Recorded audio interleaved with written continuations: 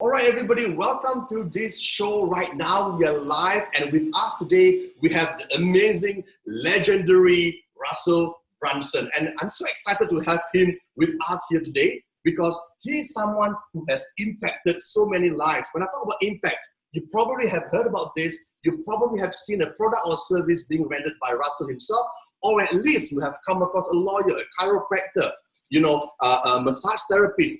Everyone and anyone who's been using his platform to create amazing funnels, to grow their business, improve their lives, and to do so much more. And so that's Russell. But today, we're not going to be speaking or talking about ClickFunnels. Today, we are going to be talking about traffic secrets. Ta-da! This is the third book in the trilogy. The first one's .com secrets, and then there's expert secrets, and then there's now traffic secrets. The framework, we're talking about the framework. And then we're gonna when the second book is talking about the fire, spark, and then we're gonna talk about the fuel today. So I'm so excited to have you here with us today, Russell, to talk about traffic secrets, the fuel that brings everything to a whole new level of hits. So hi, Russell. How's it going? I'm so excited, and I want a whiteboard like that. That was amazing. Yeah. Cool. We're just gonna go over that very quickly because that's where we're going to do the rest of the interview. So right now, Russell, I have a couple of questions for you.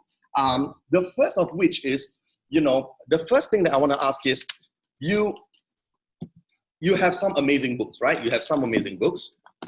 Thank you. Yet, right, so I've been itching to ask you, you've got .com secrets, expert secrets, you've got a compilation over here and so on. What made you want to create this third book called Traffic Secrets? What's happening there? Yes. So it's funny because I never thought I was going to be an author. Like that was never my goal. But when we launched ClickFunnels initially, almost 6 years ago now, a lot of people didn't it was hard to get people to sign up because they didn't know what a funnel was. And I'd been toying around with writing a book at the time. So I was like, okay, I'm going to finish this book. And that became the .com secrets book, which was here's how to do funnels and how they work. And when people read it, it was like, oh, now I know how to use ClickFunnels, and ClickFunnels started to grow. Right. But then about a year later, it was interesting. I was watching it and I look at people who would cancel their accounts. Like, why are they canceling? It doesn't make any sense to me. Okay. Mm-hmm. I log in, I look at it, I see a lot of them, they had good funnels, but their funnels weren't making money. And I looked at them they were really bad, telling their story and getting someone to move through the process. Mm-hmm. I was like, okay, I need to write a book that helps people with this piece of it, which is persuasion and storytelling and things like that. So that became the second book. And then about a year and a half ago, I started looking at all the people that use ClickFunnels and their funnels. And I was like, what's the difference between someone that makes, no money, or someone makes, $1 million a year versus 10 million versus 100 million? What's the difference between their funnels? Mm-hmm. It was weird because I looked at it and all the funnels looked almost the same. There wasn't a big difference there. But the difference was the people that made more money were able to get more traffic and they knew how to get a lot more leads. Right. And so I was I feel like this is the last part of the story that people need help with is how do you actually get more people to see your message and see your products and see your services? Right. And so this book kind of, completes the cycle, right? You help people with framework and packaging the knowledge and everything like that. And then, the second book helps them to kind of get started. But this book is the one that really brings people from $1 million to $10 to $100 million, right? Because the traffic is where the secrets are right now. All right. So, Russell, my audience has this question for you. Can you walk us through very briefly, your thought process when you try to get traffic to a low ticket offer or a mid ticket offer or a high ticket offer? What would be your thought process attacking these three different tiers of offers? Very cool. So yeah, in our company, we have all those different offers and the strategies are a little bit different each one. So my favorite, I love low ticket offers just because it's they're so easy to advertise, right? Right now we're doing the book offer for the new book. And so it's it's fun, it's exciting. There's a lot of energy in there. And so, a lot of times when we're going out for new people, that's what we're doing is the low ticket offers are acquiring customers. We're going deep, people that don't know who I am or people aren't in your industry or your traffic seekers is anybody who has a website. So it's we can go really far out there. Right. So that brings people closer to us. And hopefully they have a chance to read the book. They see the videos. They get to it builds up more of a relationship. Mm-hmm. And then from that pool of people, from that pond of people, is where now we start promoting the mid tier stuff, right? So I don't the mid tier stuff. I don't really go out to as wide of audiences just because it's usually you have to have some foundational knowledge a lot of times before the next tier stuff makes a lot of sense. Someone doesn't need funnel software right out of the gates because Right. like, I don't even know what a funnel is, right? True. So we use the low ticket stuff to get them out there, bring them into our world and kind of indoctrinate them. Like, oh, you need a funnel. Then by the way, here's the next tier. So we move people up to that. And the same thing with the high ticket. It's like, here's coaching on how to use the funnels. Right. Let me, and so we kind of move, we grab people from that pool and bring them up. So that's kind of like the way that it cascades up for us. So if someone is coming in and they say, hey, I want to make some money or whatever, you would still recommend that they all begin with the easiest part, which is the low tier part of the offer. Am I right? And then work their way up and try to figure out their conversions and so on? Well, it kind of depends. Cause like for us right now, we're trying to go after like really, really cold markets, right? So it's like the low ticket stuff works there, but I think for most people, they should actually start with more of a warmer market.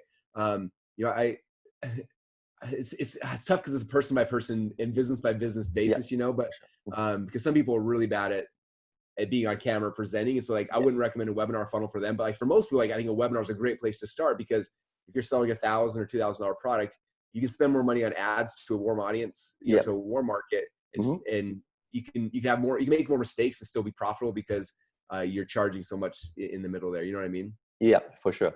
Thank you for that. Now, here's the golden question. The golden question is, what are your thoughts on Facebook's dominance as a traffic provider? And what one or two or three other platforms do you see that are coming in that you think that people absolutely have to get on before the train leaves the station? What are your thoughts on, again, Facebook and then some of the competing platforms? Well, first off, I love Facebook. I'm super grateful for Mark Zuckerberg. I'll never say anything bad about him. But I do think that there's some writing on the wall. When we've seen over the last couple of years with the Senate hearings and things like that, and it's like, I don't know. I don't feel like it's going to be around forever. In fact, when you read the introduction here, like it's like introduction, there's a storm coming, and it talks about the fear of like it could be government regulations. It could be him just deciding he doesn't like certain type of advertisers, or I see people all the time in our community who getting their ads account shut down. So while it's amazing, it's also like just kind of scary, So I do think, in fact, that's one of the big reasons why this book is here, is to help people to diversify. So you're not just focused on one thing, because one is the scariest number in business, right? Yeah, what's scary? So that's the first thing. And then the other platforms, it's, I don't know. I feel like one of the biggest missed opportunities that people right now is they understand the big platforms. So they're going Google, Facebook, Instagram, YouTube. Like they go to the big platforms, but like there's this whole secondary tier of platforms that a lot of times the audiences are much warmer, but there's not like an advertising network to plug into them, right? So like you've got to be a little more strategic. So for example, one of my favorite right now, if you've got a phone, which I think most people do nowadays, if you click on the little podcast app right there, it's built into iTunes. Okay. It shows you all the podcasts, right? But what's cool is if you scroll down, there's a section that says the top shows. And then if you click on it shows you all the top shows. But at the top, there's a button that says categories. It shows you all the categories of podcasts. So for example, there's art, business, education, health and fitness, kids and the family, leisure, music. Like there's every category you can dream of. And if you click on one, so I'll click on health and fitness, like they're the top 200 health and fitness podcasts in the world. Right. And what's crazy is that all these podcasts, what's cool about it is there's two things. Number one is that most of them are all looking for guests. And so like, it's very easy for you to be like, hey, I've got a really cool message. Can I be on your show? And they'll like, I can't tell you how many people will be like, yes, come on. And like, if you got a cool story, I'll do it for free. And then all of a sudden you're getting free traffic for your thing. The other thing is most of these also sell advertising. So you can buy ads and podcasts. Right. And I think it's like, so because there's not like a podcast advertising network that people can tap into, like most people just don't even do it. And so there's all this ad space, and people that are listening to podcasts, like they're, when you listen to podcasts, you plug in your ears and like in your most intimate time when you're working out or you're driving or something. Yeah. And they say like, I think the average podcast listener makes over 6 figures a year. So it's like, it's a more affluent audience as well. Right. And because there's not a simple advertising network, people aren't advertising there. And like, man, like we're killing it right now with this podcast advertising, and it's just a simple, easy thing. So I think like that's things like that is what I'm looking more so is like, what are the things that they're a little harder for people to get into because they have to like contact manually people. Yeah. 99% of people just won't do it. Won't do it. Yeah. Yeah. So there's a low hanging fruit over there as well. Thanks for that. Now, in the copy, it says that secret number 18, that how do you get a 5-step game plan to build an army of marketers who spend their own advertising dollars to promote all of your products for you, and you only pay them, and this is the fun part, you only pay them when they make a sale. Could you give us a brief overview of that? Yes. It's the way that I built my company initially. In fact, it's the way we built ClickFunnels, if you really look at it. I remember when I was first getting started in this business, I was trying to learn traffic. There's so many ways, and it was before Facebook and stuff. So like, mostly it was Google and things like that. And I remember I was trying to like learn like how do I get traffic? And I wasn't very good at Google Ads. I wasn't good at SEO. Like I wasn't good at those things. I remember going to this forum and somebody asked the question like, what's the best type of traffic? Okay. And all these people jumped in and started telling like their opinions, like, oh, it's this, and like all these people. And I was like, oh, even more confused. And then one guy who was the owner of the forum, he posted, I think it was like 9 words. It was like, I rely on my own network of affiliates. I remember first I was like kind of confused. I started thinking, and I was like, oh my gosh, I can go and I can spend the next 5 years becoming the best Facebook person in the world, the best Google AdWords person in the world. Or what if I went and I found 5 or 10 or 20 people who are really good at Facebook ads or really good at Google ads, and I recruit them and I say, hey, I'll make you an affiliate. If you sell my product, I'll give you a commission. And we started doing that, and it's amazing. And now, you know, with ClickFunnels, we have tens of thousands of affiliates who are promoting our stuff all day long, and they're risking their money, their time, their energy, and we only pay them if they make a sell. And so it's like such a good relationship because they're like commission-based salespeople who work on their own dime, do their own stuff, and you pay them afterwards. In fact, with this book launch, we launched it, we had affiliates promoting it, you know, and then, you know, we sold tens of thousands of copies because so many people are helping us promote it. Yeah. So this is something that you talk about in your book as well. Am I right? That give us the whole chapter walking through it in the psychology and the strategy and how you do it all. Give us a little nugget. How do you incentivize people? Like, you know, is there a special method that you use to kind of incentivize people to go with your offer and not other people's offers, for example?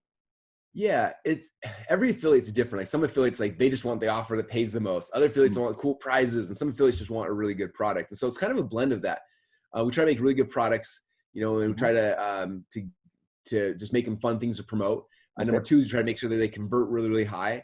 And then number 3, we try to make fun, you know, make games out of it, make fun things. Like when we launched this book, you know, for the last few weeks, we have an affiliate contest and we give out prizes, and we, you know, we, for a while we were paying out when someone would buy the book or buy things for the funnel, they got paid a commission.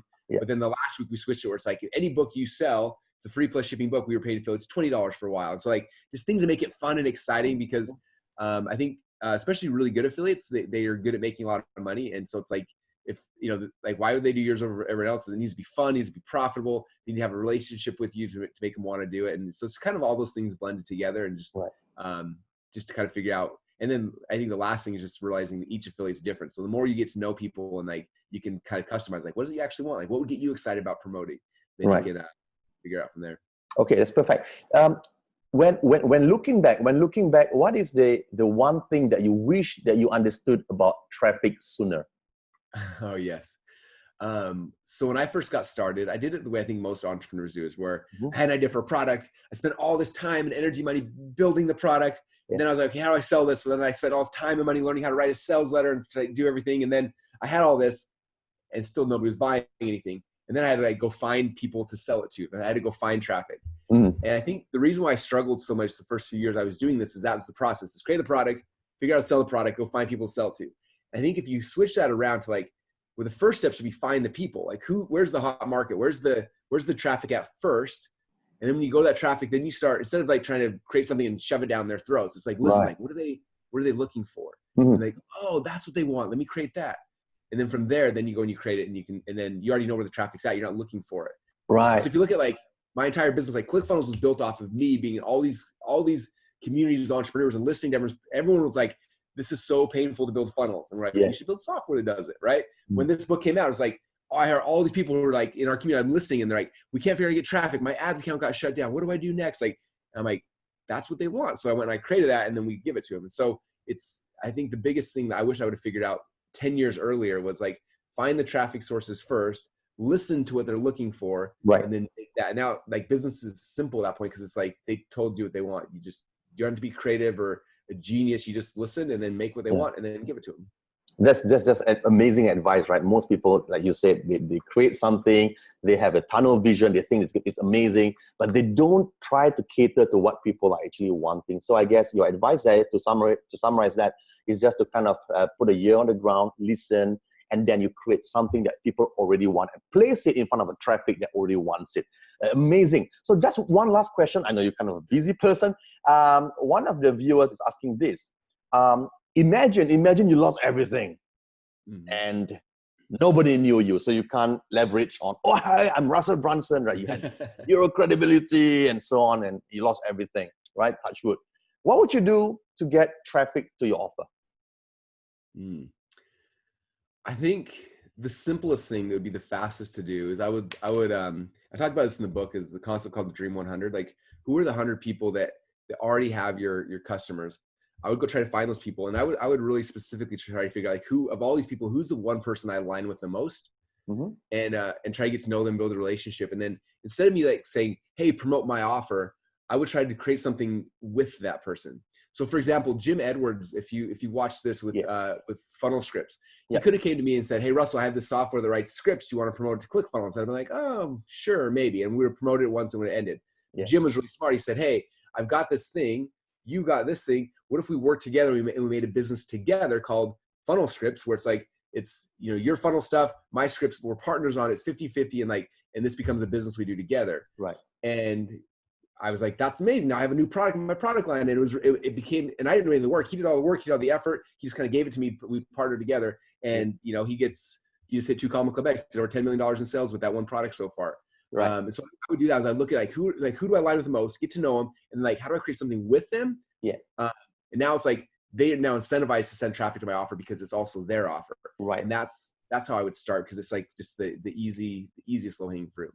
So I guess it comes from a place of servitude as well. You got to think about what people want, and then just kind of slide in and align with them, rather than trying to impose on people, hey, this is what I have, can you help me out here? Does that make sense? All right. So on a final note, anything else that you want to say? Any last secrets for the guys who are saying, I want to get my hands on these Traffic Secrets books, but any last nuggets that you may have for them? So I think the biggest thing is helping people understand that, like, there are so many ways to get traffic that nobody talks about. We talk about Facebook, we talk about Google, we talk about, you know, like the ones that people know. And I think when you go through this book, it's going to open your eyes to like, oh my gosh, there's traffic everywhere. Right. Again, some people I'm like, how do you get traffic to your business? And they have one thing. And it's like, okay, if you think about it differently, again, think about like, who's your dream customer? Where are they congregating? All of a sudden opens up this whole world of like, well, they're reading these blogs, they're listening to these podcasts, they're in these Facebook groups, they're over here on this side, they're on these email lists. And also you start finding all these pockets of gold of where your customers are at. And all those things become traffic sources.